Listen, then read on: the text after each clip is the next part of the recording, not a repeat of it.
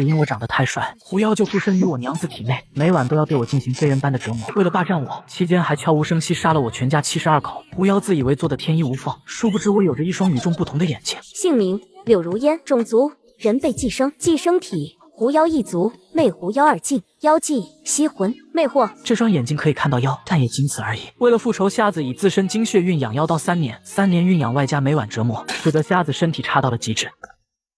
你回来了，相公此次回娘家，我又拿了几分补药，这就去熬给你喝。说着便要走进院落，瞎子忽然喊道：“娘子，以后补药就不用喝了。为什么？因为你该下地狱了。” 随着柳如烟死亡，寄生在他体内的狐妖之魂也在此刻没了生机，化作一团火焰。击杀2境妖物，魅狐妖，以激活风妖册。狐妖一族，激活风妖册。狐妖一族2境，奖励10年修为，奖励5技斩妖刀法。提示出现的瞬间，瞎子只感觉全身上下被一股暖流所包裹。原本因为养刀所损耗的精元，在这一刻全然复原，灵气输送到全身4肢百骸，蕴养他的肉身。姓名：瞎子，种族：人，风妖册之主，境界。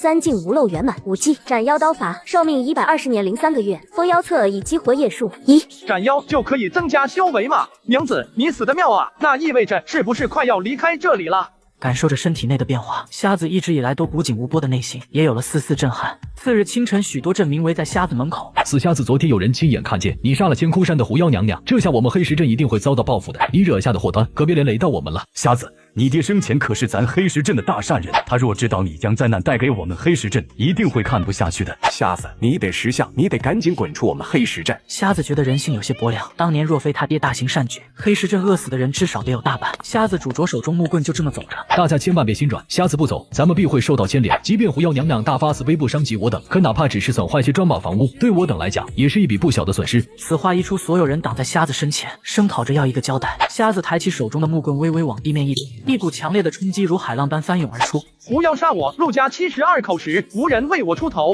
我杀狐妖复仇，你们却嫌我会连累你们。若你们是觉得我这个瞎子好欺负，那我也不介意让你们与狐妖一同下地狱去。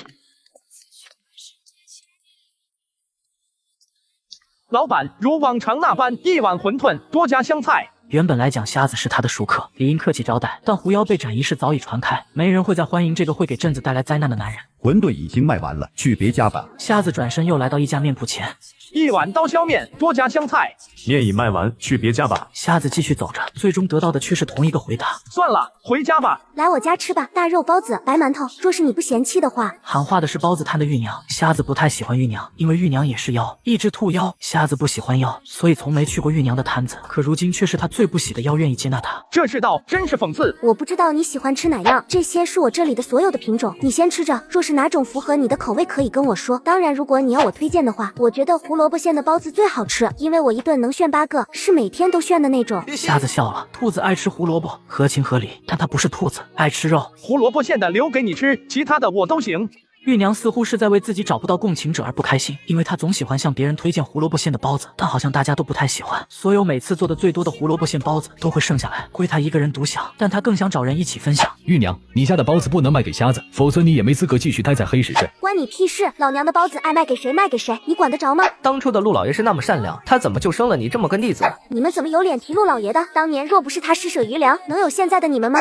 如果我爹也不愿离开黑石镇，你们也会这么对待他吗？陆大善人才不会像你这么自私，若今天他还在场，定然会带着你这个小混蛋亲自找狐妖娘娘赔罪，也不会连累我们。说话的是黑石镇镇长，此刻他带着数位手持长棍的年轻壮汉，气势汹汹冲了过来。瞎子，像你这种无情无义之徒，黑石镇容不下你，将他扣押起来，送到镇外等待狐妖娘娘发落。数名手持长棍的壮汉上前几步，将瞎子给围了起来。瞎子抚摸着木棍，他觉得他得到了答案。老爹啊，你曾不止一次的教导过我，做人要善，要但行好事，莫问前程。可善人总是得不到好报，还会被他们当成理所当然。我要为您当年行的善举收回一些利息了。他的手指轻轻点在木棍顶端，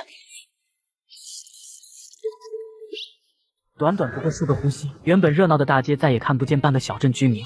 包子味道不错，多少钱？不要钱，算是我请你吃了。为什么？当年你爹救过一只受伤的兔子，那是我朋友，这顿饭算我请你了。整个小镇没人念着他爹的善举，一只兔妖却是将这份恩情记了10来年。谢了。瞎子站在房顶望向远方，那里有几十道冲天而起的光芒，正急速朝小镇方向而来，光芒速度极快，眨眼间就来到了黑石镇大门口。此时瞎子才看清这群妖的实力。瞎子每晚都要爬上房顶，然后仰头夜观天象，可下一秒却看见极远处有几十道光芒速度极快，眨眼就来到了小镇门口。这就是我死去娘子的所有娘家人了吧？1位3境，2位2境，实力还行，我就在这里等你们。我四妹死在你们小镇，这是你们得给我一个满意的交代，否则我必屠此镇。狐妖娘娘，害死您四妹的是那个瞎子，只要狐妖娘娘不怪罪我等，来年愿奉上双倍香火。那个瞎子也能斩我四妹，你可有证据？镇上很多人都亲眼看见了。那瞎子现在在哪里？很快众人妖就来到了瞎子面前，2位2境直扑瞎子而来，下一秒瞎子3境之力爆发，2位2境狐妖当场身陨。成功击杀魅狐妖2境，奖励10年修为。瞎子实力也提升至4境。所有人看向瞎子，眼中闪过浓浓的畏惧。3境狐妖后退几步，眼中充满忌惮之色。于是他以居民性命要挟瞎子：瞎子，你先杀我四妹，后斩我2妹3妹。现在要么随我去千枯山忏悔100年，要么我先屠了整个黑石镇，再拼个你死我活。夏爷，您就随他去千枯山吧。您损失的只是100年自由，而他们要的却是我们整个黑石镇的命啊！瞎子坐在房顶不为所动，宛如一座雕像一般。不知过了多久，狐妖渐渐失去了耐心，随后一声声惨叫响彻这方天地。可狐妖却见瞎子没有半点动作。瞎子，你耍我是不是？你根本就不在乎这群人的生死。你才看出来吗？下一刻，3境狐妖如闪电般冲向瞎子，然而瞎子只是挥起妖刀往上一挑，狐妖只感觉自己被一座通天巨山锁定一般，浑厚如海的气息压得他无法站起。他抬眼看向瞎子，眼中已经充满了恐惧。你一个瞎子，修为怎么会如此浑厚？一个破小镇，怎么会出现你这么恐怖的存在？成功击杀魅狐妖3境，奖励50年修为，奖励纳无欲界。因为我有一个好娘子啊！瞎子将目光望向周边狐妖，该你们了。其余一众妖仆纷纷逃窜，瞎子则是追了上去。不知过了多久，瞎子才拄着木棍返回陆家。瞎爷，狐妖都杀光了吗？跑了3个。完了，有狐妖活着，岂不是随时都会报复大家？怕什么？有瞎爷在，区区狐妖怎敢再来侵犯？对，只要瞎爷在咱们镇子一天，黑石镇就是最安全的地方。现在千枯山没了，以后也不用去向狐妖供奉香火，这省下来的香火钱，咱们应该分出多少去孝敬瞎爷？于是众人开始商议，由最初的6成香火，最后变成了3成香火。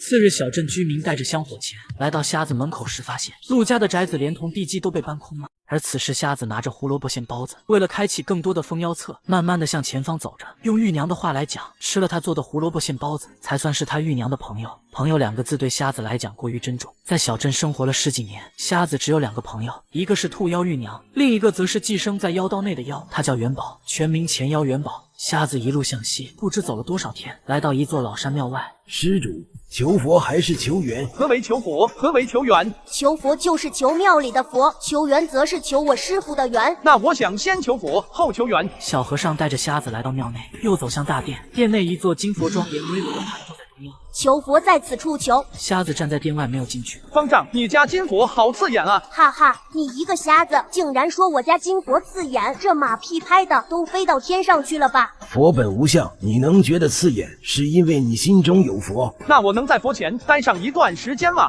心中有佛之人，自然能与佛相伴。就这样，瞎子端坐在佛前，直到第4天，殿内走进一位身背长弓的猎人。佛啊，我想成为全村第一的猎人，我想每次打猎都能有所收获，我想让村里所有人都来仰望我，求您一定要满足我的愿望。说完磕了3个响头后，猎人才离开。却在这时，佛像内飘出一道金色光芒，涌入猎人脑后。瞎子看着这一切，起身走出了大殿。他斩妖有自己的规矩，他不想猎杀像玉娘那般身居善心的妖。当瞎子顺着猎人遗留的气息走到村庄时，看到的是跪在地上仰天长啸的猎人。猎人所在的村子无一人生还。瞎子叹了口气，随即再次来到大殿。我也有个愿望，想睁眼看看世界，你能满足我吗？话音落下的瞬间，一道金光直冲瞎子的双眼，瞎子能够感受得到，其中蕴含着强烈的煞气，似要将自己双眼挖出。你还真是事事有回应，念念有回响啊！击杀2境妖物，悬角石妖，奖励10年修为，奖励灵宝，醉仙9壶。瞎子拄着木棍，独自走在山间，走在原野，走在古林。自从斩了10妖已过半个月，期间再也没有遇上其他妖。直到今天，他来到一座山巅，下面是一座城，城内有着几道冲天而起的幽光。说了要凶一点，凶一点，你别这么憨包行不行？龇牙，龇牙会不会？咧嘴，咧嘴不会吗？叫你咧嘴，不是流口水好吗？姑奶奶，我真是服了你。被训斥的是一位身材壮硕、肌肉无比发达、身高足有2.5米如铁塔一般的男子。但令人瞠目结舌的是，此刻的壮汉委屈巴巴的看着还没有自己腿高的小女娃。姑奶奶，咱有的是力气，去码头扛包也能赚钱啊，何必去坑蒙拐骗呢？万一让人识破，被打了怎么办啊？你懂个屁！扛包能挣几个钱？咱们的计划若是成功，一次往少了说能挣个几十两，往大了说根本没有上限的好吗？再说了，咱们那能叫坑蒙拐骗吗？那叫给猎物提供情绪价值，懂不懂？壮汉不懂什么叫情绪价值，但他十分听话。这时小女孩双眼猛地一亮，快准备，猎物已出现！表情瞬间转为惊慌失措，头也不回地跑出了巷子。壮汉也变得凶神恶煞。臭丫头，你那好赌的老爹欠我20两，如今他死了，这债只能由你来偿还。若是再跑，你看我不一口吃了你！不关我什么事，不要吃我，不要吃我！他顺势瞄了眼前方，正杵着木棍慢慢行走的瞎子。瞎子面色冷峻，腰间挂着一个5颜6色的葫芦，与周边的人群有种格格不入的感觉。可小女孩要的就是这份格格不入。我从话本小说中看到过，这种人都是主角大侠般的存在，碰到我这种可怜的小女孩，都会丢下几大锭银子，这样大侠得到了情绪价值，我也能赚取了银子，简直是双赢。他这样想着，可下一秒他自己就被瞎子提了起来。姓名：铃铛，种族：人被寄生，寄生体：阴妖一族，铃铛妖，妖技：叮叮当当，当当叮叮。大城市就是不一样，妖都会自己送上门。瞎子从地上捡起小女孩，然后随手扔到壮汉面前。你还会吃小孩？来吃一个我看看，够血腥的话也给赏钱。走了走了，原本还以为能遇上什么好心的大侠呢，结果竟然是一个爱看吃小孩的瞎子。姑奶奶，你的计划好像失败了，那咱们要去码头扛包吗？扛，我让你扛，咱有点出息好不好？扛包能赚鸡毛钱，瞎子你这么一直待在我身边，很影响姑奶奶我挣钱的好不好？你忙你的，我看我的。说的跟你真能看见一样。姑奶奶，你说这瞎子是不是想找机会讹我们？讹呗，看他能讹下2两肉下来不？只准咱们行骗，还不准瞎子讹人了是不？瞎子，我看你这模样，多半也是个缺酒钱的货吧？我这有道良计，只需要你小小演上一波，咱们定能赚波大的。不干，我家娘子给我留下的遗产，8辈子都用不完。瞎子，既然你那么有钱，可这个宁城很危险的，本姑奶奶不才，在这宁城也算有头有脸的人物。还有大山，虽然憨了点，但够凶啊！你只要花点小钱，就能将我们2人雇佣成你的专属打手。还有，我看你也面生，应该是初到宁城吧？你有住的地方吗？你有仆人照顾吗？这些只需要你再花上一点小钱，本姑奶奶都能为你一条龙给包了。果然是个好办法。那你继续跟着我，本姑奶奶这就带你去全城最豪华、最舒适的住所。姑奶奶，大山哥哥，你们回来了。姑奶奶，我们将晚饭做好了，就等你们了呢。都过来，今天姑奶奶我有件大事宣布。瞎子，不对，瞎爷，这就是整个宁城最豪华、最舒适的住所了。除了我和大山可以保全你的安危外，还有6位受过专门训练的人员，可以照顾您的起居饮食。小春、小夏可以为您端茶送水，小秋、小冬可以为您洗衣砍柴，小月厨艺极好，可以为您做饭。很多大酒楼想邀请他去做掌勺的，我都不带半点同意的呢。大海腿脚利索，您要有什么跑腿的活，可以尽管使唤。神特喵的腿脚利索！此刻的瞎子嘴角疯狂抽搐，一直以来都波澜不惊的他都有些破防了。借助铃铛身上散出的光芒，他是可以看清眼前6人身影的。整整满院的残疾，这叫受过专门训练的，这叫宁城最好的住所。合着就真的欺负瞎子呗？不过这个小铃铛拼命赚钱，难道是为了养活这些人？这妖道也挺有意思。瞎爷，您可还满意我的安排？不错，配置很豪华。小月，快带瞎爷去咱小院最好的厢房休息，然后再做顿你最拿手的长寿面给咱瞎爷尝尝。加肉，记得要加肉，狠狠加。深夜，瞎子习惯性爬上屋顶，他喜欢坐在高处。瞎子扭头望向厨房旁边的一间房，这10两给小春买药喝，他身体最近越来越虚了。这10两给小秋、小冬找个学堂去念书。这10两给小月添几件漂亮的长裙子。这50两是瞎爷的伙食费，让小月每天换着花样做出最好吃的美食，一定要拿捏住瞎爷的胃。次日清晨，瞎子走进一家酒铺，好酒。客官面生可能还不知道，我们店只有一种酒，就叫老酒，根据年份的不同，价格也有所不同。姓名：石头，种族：人，被寄生，寄生体：石妖一族。九重妖，我要年份最长的酒。我们老酒铺保留着最长年份的老酒，足足有120年。由于保存原因，客官想要购买，必须将一整坛美酒全部买下，而一坛足有10斤，一共需要100两黄金。那你给我取一坛那120年的老酒来。客官，一坛100年老酒需要黄金100两，这可不是小数目。给100两黄金。这下瞎眼少年真有100两黄金，大家快来看呐！有人要购买老酒铺的100年老酒了，今天要长见识喽！客官真是有眼光，100年老酒就封存在后院酒窖之中，我这就为您去取来。行。天杀的，空了，全都空了！我家老酒呢？我家传承的100年老酒呢？没了，都没了！这可让我怎么有脸去见列祖列宗啊？老掌柜，什么没了？你倒是说清楚啊！老酒，酒窖里面100年以上的老酒全都没了，被盗的一滴都不剩了。赶紧报官，得赶紧去衙门报官，这是绝对不能善罢甘休。很快，一支捕头队伍来到院中，具体什么个情况，好好讲清楚。就在刚刚，这位瞎财主想要购买我店祖传的100年老酒，我来取酒，却发现酒都被盗的一滴不剩。赵大差爷，你可得替我做主啊！竟有这种事，谁干的？敢在本捕眼皮子底下做出如此丧尽天良之事！今天所有进过酒铺打酒的都有嫌疑，将今天来打过老酒的全部押到衙门好好审问。倒也不必这么麻烦。瞎子，你什么意思？是在质疑本捕办案的能力？你们抓人前是不是应该先查清老掌柜进入后院取酒时，酒窖的地门是好还是坏？若是处于损坏状态，那便能够证明偷走老酒的小贼应该是今天动的手。可若是处于完好状态，那或许老酒早已经被盗取，又怎么会和今天前来打酒的酒客有关？老掌柜，快说说看，你来后院时，酒窖的门究竟有没有遭到破坏？并未有半点损坏，就连铁锁都处于完好状态。既然如此，那真相只有一个，凶手就是你。作为店里唯一的伙计，你拥有充足的作案时间与条件。不是我啊，我没有酒窖钥匙的，钥匙只有我叔叔一人保管，我没资格进酒窖的啊。酒窖钥匙确实在我手中保管，石头没半点机会拿到钥匙的。谁说没有钥匙就进不了酒窖了？普通人自然做不到这点，但如果是妖呢？咱们宁城出现妖物了，这可咋办啊？快，得去巡斩妖司的大人来清查一番才行。盗酒的乃是妖物所为，是了。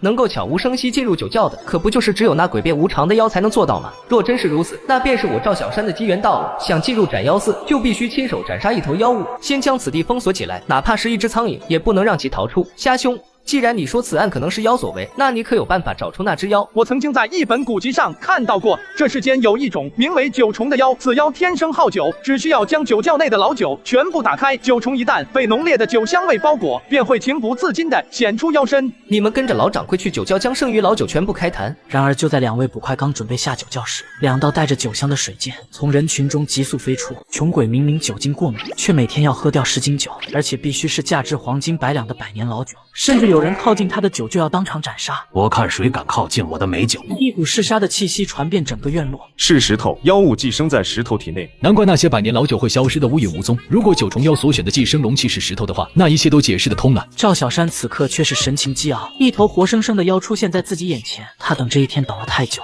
恶妖，今天遇上你赵爷，算你命中有死一劫。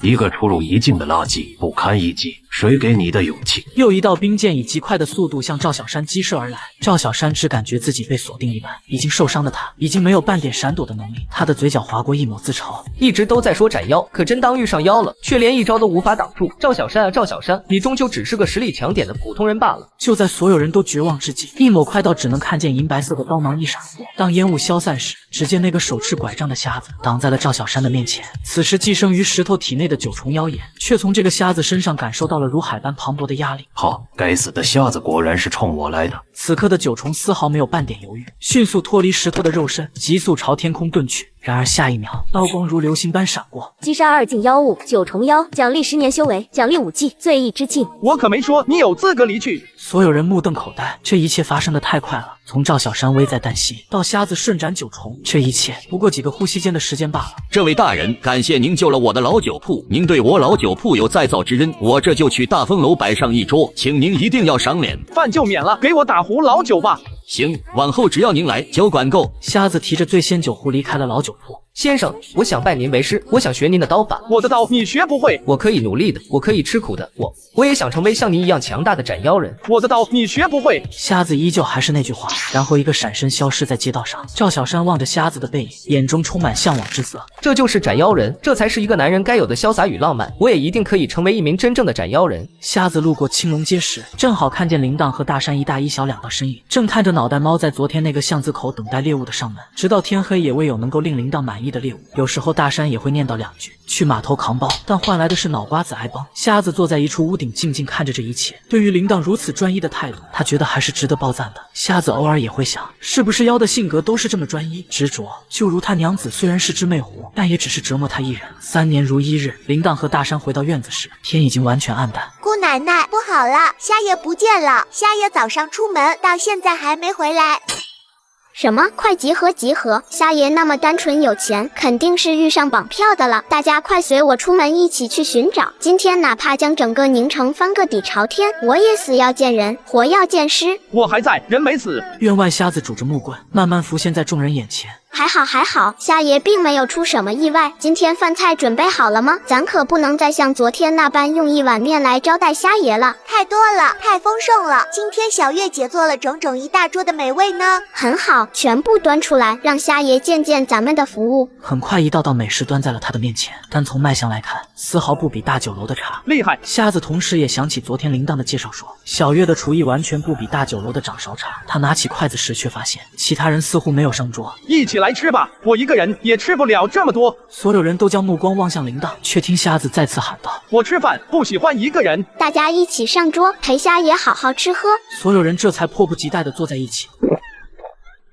瞎爷，你这酒可真香啊，能不能给我也来一杯？小孩别喝酒。你才小孩，你全家都。姑奶奶，我活得可比。铃铛一副气鼓鼓的表情，但一想到眼前这人是小院的贵客，他还是强忍住了脱口而出的脏话。瞎爷，我不是小孩，我很高很壮，有2.5米呢，我能喝吗？你觉得你比你姑奶奶还年长？谁敢和姑奶奶比年纪啊？那还不得被拍死？倒也不是瞎子小气，醉仙酒壶并非普通酒壶，任何美酒一旦装进醉仙酒壶中，都会得到酝酿，会伴随着精纯的灵气柔和，普通人喝下去，非但不会有益，身体反而会因为承受不住灵气而爆。酒过3巡，瞎子坐在屋顶，此刻的他已是微醺状态，但还是会不时将酒壶中的老酒灌入口中。瞎子顺便感受了一下今天新收获的武技醉意之戒，1分醉意，武技增幅100%；10分醉意，武技增幅1000%。次日清晨，依旧是像昨天那般，他顺着距离自己最近的一道妖光慢慢走着，最终停在一栋名叫万花阁的大楼前。不过万花阁的营业时间是从傍晚10分开始，现在还处于闭店状态，他只得在旁边找了个宽阔的墙角靠坐了过去。瞎子，新来的？瞎子点了点头，算是默认。兄弟，你这双眼是天生瞎的吗？差不多吧。真是个当乞丐的料啊！要我有这么好的先天条件，这会儿怎么说应该也上岸了，或许老婆都娶了2个呢。听你这口气，干这行应该挺久了吧？那是，大爷我5岁开始乞讨，7岁就已经入门，到现在57岁，我敢说，但凡我看中的地儿，就没有油水不足的。厉害，兄弟，今儿个我看你上道，传你一手。那边有2个书生，一个穷书生，一个富书生，你说我上前去向他们讨赏钱，哪个会给的概率要大些？肯定是富书生。错，那总不至于是穷书生吧？也错，正确答案是一个都不会给赏钱。干我们这行的，你要记住一句话：宁找婊子，莫讨书生。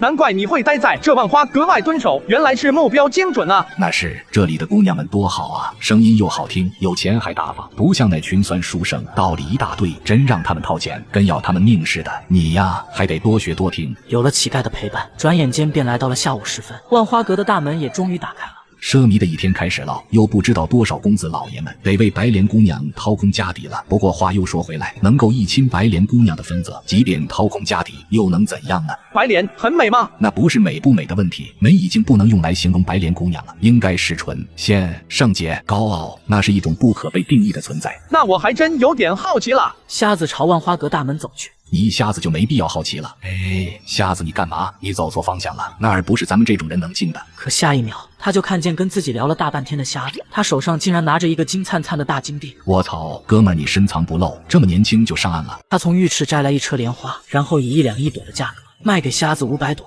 瞎子付了钱，跟着一位侍从来到3楼。小姐，今天的榜首带来了。姓名：白莲，种族：人被寄生，寄生体。花妖一族莲花妖3境无漏圆满。公子面生是第一次来咱万花阁吗？是第一次来，不小心争了个榜首，请问有什么特殊服务？妾身可为公子单独演奏一曲如何？仅是如此。不然公子还想如何？相约。如此粗鄙的话语，并未引得白莲半点不满。公子并不是第一个这么想的，但妾身性子有些慢热，心中很是缺乏安全感。真要现身，也只会现身真正疼爱妾身，能够让妾身倾心的男子。如何才能让姑娘倾心？日久见人心，或许见得多了，聊得多了，也就倾心了呢。瞎子觉得此妖多半要与他无缘了，毕竟他只是慢热，未曾祸害他人。于是他准备起身离开。公子，你不听一曲再走？我只听有缘之人的曲子，你我无缘。那怎样才可与你有缘？你做过恶吗？我杀过人。我是问你有没有做过恶？杀人不算作恶吗？杀该杀之人不算作恶。若是你能连续10天来此，我可以给你讲个故事，故事的内容与我所杀的人有关。见你很贵。白莲伸手一挥